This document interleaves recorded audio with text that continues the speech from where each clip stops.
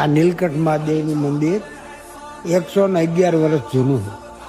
બાકી જે શિવલિંગ છે એ તો સ્વયંભૂ શિવલિંગ છે, એને તો કોઈ આપણે અનુમાન ન કરી શકીએ.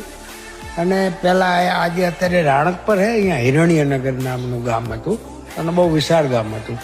હળવદને તો હજી 600 વર્ષ થયા છે, પણ હિરણ્યનગર હળવદ પહેલાંનું અને રાણક પર જે વસાયું એને પણ 600 વર્ષ થયા.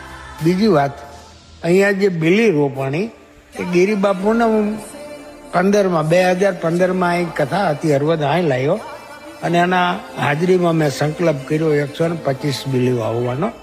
એટલે અમે 260 રોપાવા અને 260 ઉછરી ગયા. અત્યારે અહીંયા મંદિરના ફરતા 260 બીલીના છોડ છે.